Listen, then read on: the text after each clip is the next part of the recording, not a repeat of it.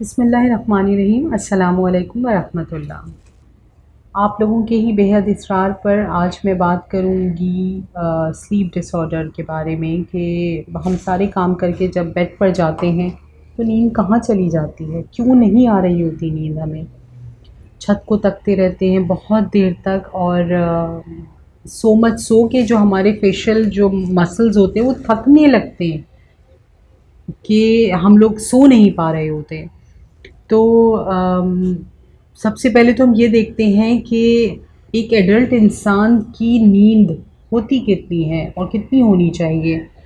Experts तो ये कहते हैं कि 6 to 7 आवर्स की नींद एक इंसान की लाजमी, एक एडल्ट इंसान की होनी चाहिए, जिसमें कि 4 लेवल्स होते हैं नींद के। अब उसकी एक बहुत बड़ी डिटेल है कि वो 4 लेवल जो है alpha, beta, theta and delta, उसकी मैं डिटेल में नहीं जाऊंगी कि आप लोग कंफ्यूज हो जाएंगे। हम रहते हैं इस चीज़ पर कि एक हेल्दी नींद ली कैसे जाती है और उसका क्या असर हमारी फिज़िकल और मेंटल हेल्थ पर पड़ रहा होता है।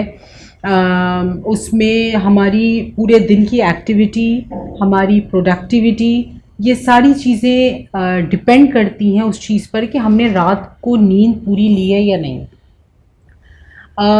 उसका असर क्या होता है अगर रात की नींद हमारी पूरी नहीं है, तो ऑब्वियसली उसके क्या क्या नुकसानात होते हैं। एक तो हमारी जो फंक्शन, हम फुली फंक्शनल नहीं रहते, हमारी एक्टिविटी जो है वो अफेक्ट होती है पूरे दिन की, हम थकन महसूस करते रहते हैं। इसके अलावा सर में अक्सर हमारे दर्द रहने लगता है नींद पूरी ना होने की वजह से, समटाइम्स माइग्रेन तक हो जाता है। इसके अलावा जो हम किसी चीज़ को कंसंट्रेट नहीं कर पाते, किसी चीज़ में कोई ऐसी चीज़ जिसमें हमारा फोकस होना बहुत ज़रूरी है, हम फोकस एक लॉन्ग ड्यूरेशन तक नहीं कर पाते, तो वो स्पैन हमारा जो कंसंट्रेशन का होता है वो भी बहुत छोटा हो जाता है। इसके अलावा जो बड़ी प्रॉब्लम्स हैं उसमें हार्ट डिसीज़, उसमें डायबिटीज़, उसमें ओबेसिटी, डिप्रेशन, ये सारी चीज़ें जो हैं नींद पूरी ना होने की वजह से होती हैं, हमारी हेल्थ पर असरअंदाज होती हैं।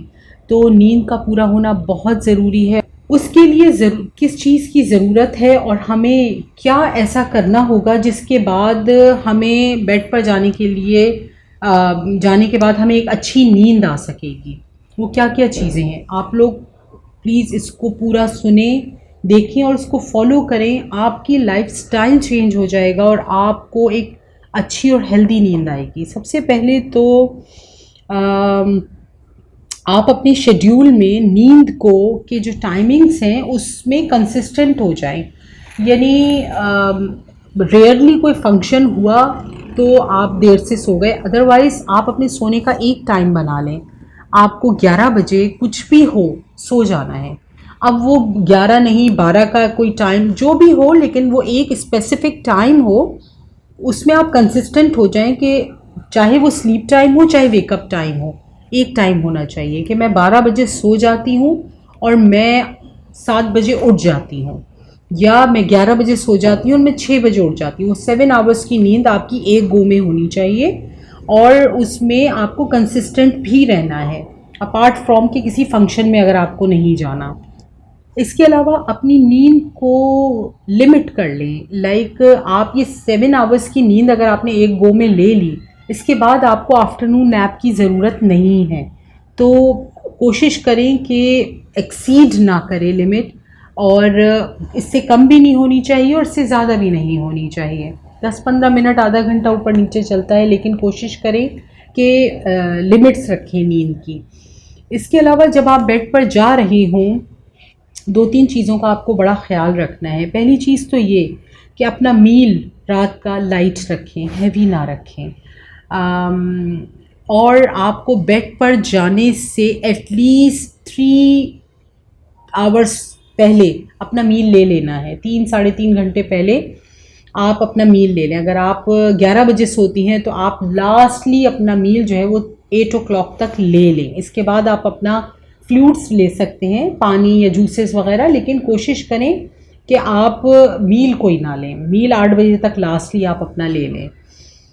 इसके अलावा आपको ख़्याल ये रखना है कि मोबाइल फ़ोन जो कि एक बहुत बड़ी डिस्ट्रैक्शन है हमारी ज़िंदगी में।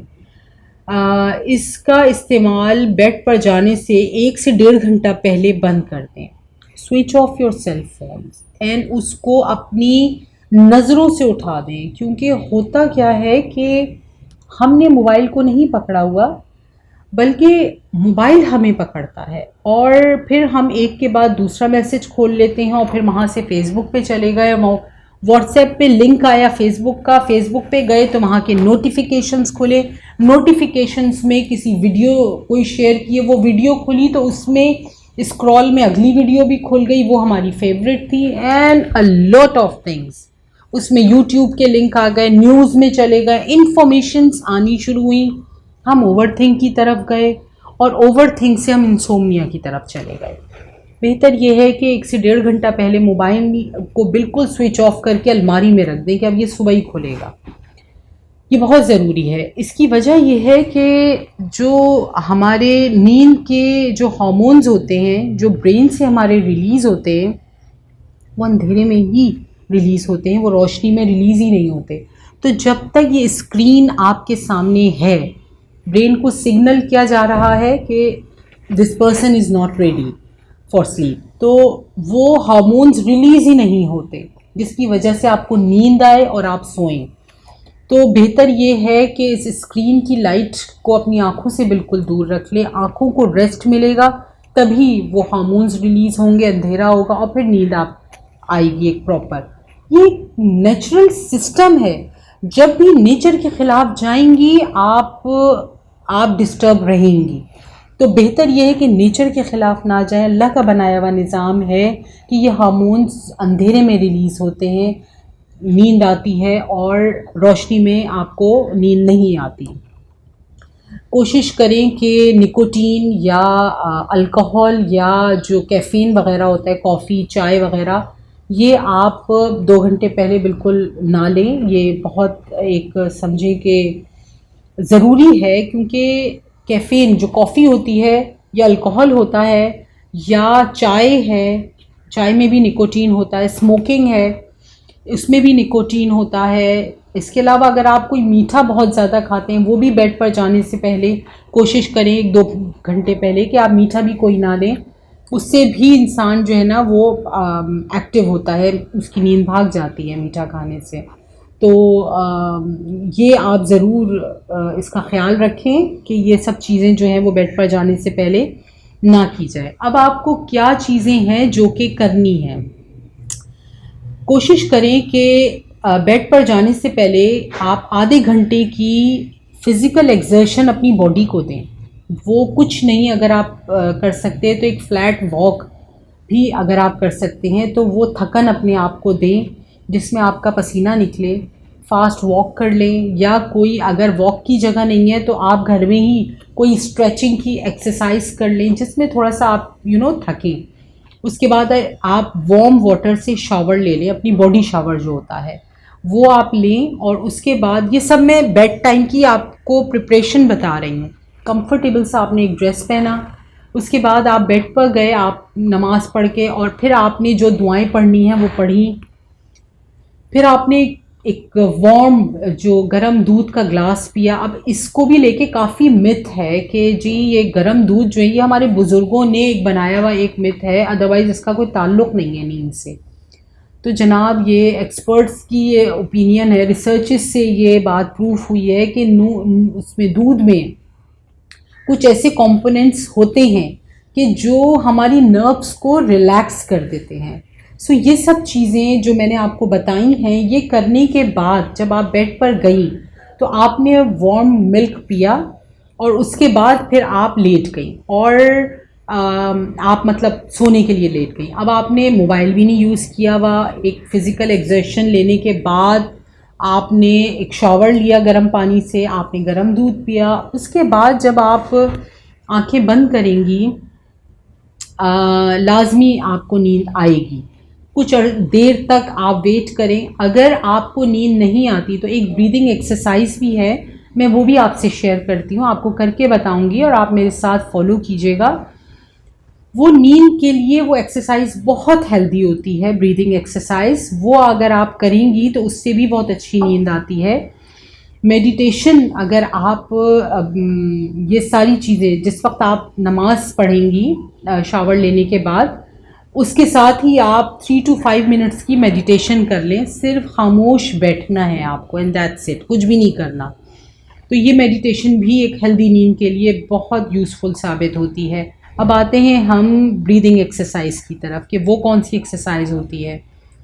आप नंबर्स याद कर लें, 7, 4 एंड 8। ये 3 नंबर्स आप याद कर लें। ब्रीथ को आपको इन करना है, उसके बाद उसको होल्ड करना है और फिर उसको मुंह के ज़रिए बाहर निकालना है। और ये प्रोसेस बहुत स्लो करना है। बहुत हल्के से आपको नाक के ज़रिए सांस को अंदर लेना है फॉर 7 मिनट्स। जब आप हल्के हल्के लेंगे तो 7 मिनट तक आपकी जो ब्रीथ इन का प्रोसेस है वो प्रोलॉन्ग हो जाएगा। उसके बाद आप अपनी सांस को 4 सेकंड तक रोकेंगे। 7 सेकंड्स तक आपने उसको इन किया, 4 सेकंड्स तक आपने उसको होल्ड किया और उसके बाद 8 सेकंड तक आप उसको ब्रीथ मुंह के ज़रिए से ब्रीथ आउट करेंगे। इतना स्लो करेंगे कि वो 8 सेकंड तक प्रोलॉन्ग हो जाएगा। मैं आपको कुछ करके बताती हूँ, आपको उससे अंदाज़ा हो जाएगा। सबसे पहले आप लंबा गहरा सांस लेंगी और ये आप बिस्तर पर लेटने के बाद कर रही हैं। मैं जैसे ही ब्रीथ को इन करना शुरू करूँगी मैं काउंटिंग शुरू कर दूँगी। 7, 4 एंड 8 नंबर्स याद रखिएगा। Ready?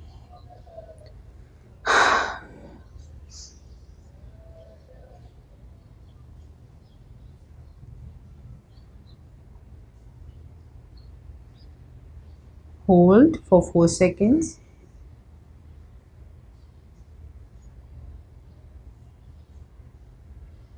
Breathe out for 8 seconds.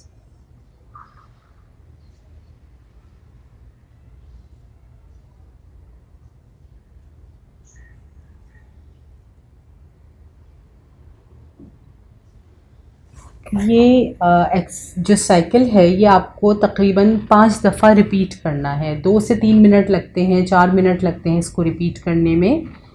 आप ये 5 दफ़ा इस साइकिल को रिपीट करें। इससे होता क्या है कि आपके फेफड़ों में ऑक्सीजन इतनी मिक़दार में पहुंच जाती है और फिर वो ब्रेन को सप्लाई होने लगती है, जिससे आपकी नींद बहुत हेल्दी हो जाती है। सो इस एक्सरसाइज को बेड पर लेटने के बाद आप ज़रूर करें। आपको बहुत इससे जो फेफड़ों की एक्सरसाइज होती है, ऑक्सीजन जाती है, उससे बहुत अच्छी नींद आती है। इन सब चीज़ों के बाद भी अगर आपको नींद नहीं आ रही, एक तो ये कि अपने आप को थोड़ा टाइम दें। इस रूटीन का आदी होने में आपको 3 to 4 वीक्स लग सकते हैं। अगर फिर भी आपको लगता है कि ये सारी टिप्स काम नहीं कर रही और आपको नींद फिर भी नहीं आ रही, आप सपोर्ट ले सकती हैं। आप किसी डॉक्टर से मेडिसिन ले सकती हैं। मैक्सिमम हम अवॉइड करते हैं कि मेडिसिन्स ना लेनी पड़े, जिसके लिए मैंने आपको ये सारी चीज़ें बताई हैं। लेकिन अगर फिर भी आपको नींद नहीं आ रही, उसकी कोई और वजह भी हो सकती है जिसको एक्सप्लोर करने की ज़रूरत है। आप थेरेपीज़ में इंगेज करेंगी ख़ुद को या मेडिटेशन करती रहेंगी तो आप ख़ुद भी अपनी इस प्रॉब्लम्स को आइडेंटिफाई कर सकती हैं। लेकिन आप एक्सटर्नल सपोर्ट लें, आधी गोली लें। उससे अगर आपका रूटीन सेट हो जाता है, इन सब टिप्स को आप जारी रखें, तो फिर आप आहिस्ता आहिस्ता अपनी मेडिसिन को कम करते करते और इन एक्सरसाइजेस की तरफ भी आ सकती हैं, जिससे आपकी नींद का स्केड्यूल खुद सेट हो जाएगा। सो आई होप आपके लिए ये यूज़फुल साबित होंगी सारी टिप्स और आप एक अच्छी नींद ले सकेंगे और आप फंक्शनल हो सकेंगे। इंशाल्लाह बहुत जल्द आपसे दोबारा बात करूँगी किसी अच्छे मौजू पर। जज़ाकल्लाह।